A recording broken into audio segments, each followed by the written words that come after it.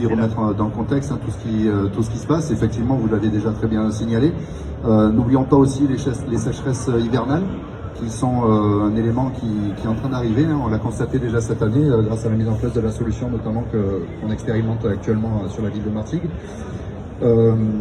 N'oublions pas aussi le contexte économique, avec des dépenses toujours de plus en plus grandes qui ont un impact sur les politiques de la ville. Et effectivement, il y a la question de la gestion de la ressource en eau, avec, on le sait tous aujourd'hui, de nombreuses fuites sur les réseaux. Moi, j'interviens dans le cadre de l'arrosage connecté. Oui, les réseaux d'eau de l'arrosage sont des réseaux qui ont aussi des fuites, donc on doit les gérer.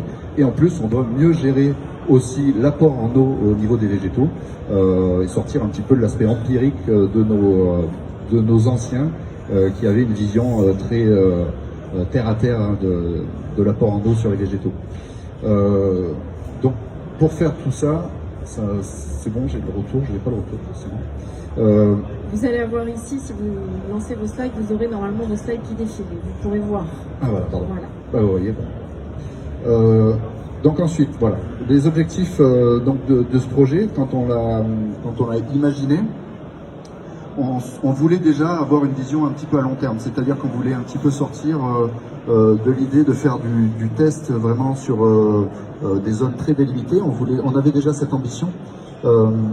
Et pour ce faire, on a eu la volonté d'envisager les choses. Certes, on voulait faire du test, on voulait tester les différentes solutions, mais on voulait surtout démontrer qu'on allait passer très vite à l'échelle. Donc c'est pour ça qu'on a fait un an de test, pour avoir une saisonnalité, voir un petit peu l'impact des choses sur un an complet.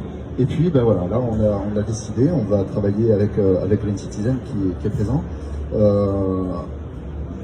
Et donc on va déployer sous 2 ans la solution vraiment à l'échelle de la ville.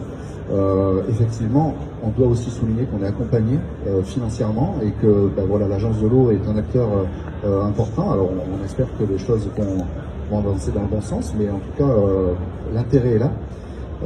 Et ce qu'on voulait aussi de la part de cette solution, c'est que ce soit une solution connectée, donc qui nous permet, et c'est là où l'innovation entre en jeu de manière importante, c'est-à-dire qu'en fait on voulait utiliser notre réseau d'infrastructures de communication, LoRaWAN. On est opérateur de notre propre réseau, essayer d'avoir un maximum de frugalité dans les données qui sont transmises pour pas s'éparpiller sur les réseaux. Donc on veut être sobre sur l'eau, mais on veut aussi être sobre sur le numérique, et ça c'est quelque chose qui est vraiment essentiel pour nous. Tout en ajoutant une couche de cybersécurité dessus. On ne peut pas non plus faire n'importe quoi, et ça c'est quelque chose sur lequel Martigues, qui a subi une cyberattaque, est extrêmement sensible aujourd'hui. Donc voilà, on ne peut pas faire non plus n'importe quoi. Alors pourquoi Green Citizen du coup? Je vais transmettre. Pourquoi Green Citizen du coup? Sur tout ce que je viens d'exprimer, effectivement Green Citizen répond à l'ensemble de toutes ces questions. Mais il y a du plus en fait, avec notamment un niveau d'expertise qui est beaucoup plus important, avec une vision de l'agronomie, des choses qu'on n'a pas forcément comme compétences au sein des villes.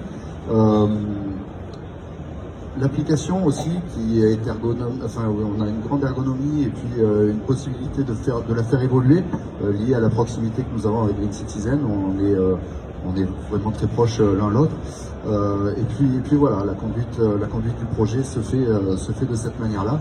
Et je vais laisser à Fabrice le soin de présenter son application. Merci à vous. Donc Fabrice Montbarbon, du côté de Green Citizen, qui va nous présenter plus précisément comment ça fonctionne, cet arrosage intelligent. Merci beaucoup. Bonjour à tous. Donc, je vais vous présenter un petit peu en quoi consiste la solution que l'on propose, l'arrosage intelligent. Alors ce terme d'arrosage intelligent, c'est un terme qu'on utilise de plus en plus. Qu'est-ce que ça veut dire pour nous, un arrosage qui est intelligent? C'est un arrosage qui est connecté, mais pas seulement. On considère qu'il est vraiment intelligent si l'arrosage prend en compte les besoins des végétaux pour moduler les fréquences et les temps d'arrosage. Les objectifs d'un arrosage intelligent, vous les voyez ici, c'est de pouvoir réaliser des économies d'eau, que ce soit par la bonne pratique d'arrosage, que ce soit par la détection des fuites, et aussi d'avoir une vision en continu des résultats. Deuxième objectif, c'est d'améliorer la capacité d'exploitation de ceux qui vont utiliser ces systèmes par une supervision du réseau hydraulique, de pouvoir piloter à distance ces arrosages, de pouvoir aussi référencer tout le patrimoine hydraulique qu'ils ont sur la collectivité dans notre application et d'avoir aussi des outils pour gérer la maintenance. En quoi consiste donc cette solution ? Donc nous avons des programmateurs d'arrosage connectés que l'on installe sur les électrovannes. Et ces programmateurs, avant chaque arrosage, ils vont interroger une sonde d'humidité que l'on place dans les végétaux. Ils vont l'interroger à travers la plateforme, elles ne sont pas connectées, pour savoir si le végétal a besoin d'eau ou non. Et ce besoin, on le détermine par une analyse agronomique. On crée un seuil de déclenchement. Et donc l'arrosage ne se passe que si le végétal en a besoin. La différence par rapport à ce qui se fait d'habitude, où un programmateur est mis en route en début de saison et est arrêté en fin de saison sans modulation durant la saison, fait qu'ici, on a beaucoup de journées où l'arrosage ne passe pas, parce que le végétal n'en a pas besoin. Il a fait plus frais, il a plu, donc effectivement, on fait beaucoup d'économies d'eau. Et dans les résultats qu'on a eus, on voit qu'elle se trouve aux alentours de 40% en moyenne. La deuxième chose importante, c'est qu'on en a parlé tout à l'heure, sur les réseaux d'arrosage, c'est de pouvoir détecter des fuites grâce à l'application. Donc on arrive à voir quand un compteur d'eau tourne alors qu'il n'y a pas d'arrosage, ou lorsqu'il y a de l'arrosage qu'il y a un surdébit, donc des alertes sont envoyées et on peut prendre la décision d'arrêter l'arrosage, en tout cas de venir réparer. Et cette solution de détection de fuite est vraiment très importante parce qu'on voit que ça représente à peu près un tiers des volumes d'eau qui sont consommés à l'échelle de la France. L'autre tiers, c'est le surarrosage. Et donc sur un volume d'eau utilisé, on peut considérer que l'eau vraiment utile pour le végétal est simplement un tiers de ce qui est consommé globalement. Donc il y a vraiment des gains d'économie assez importants à faire.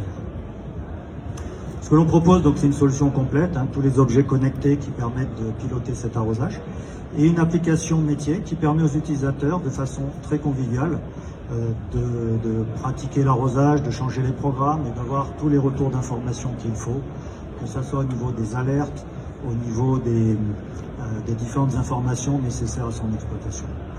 La petite touche qu'on a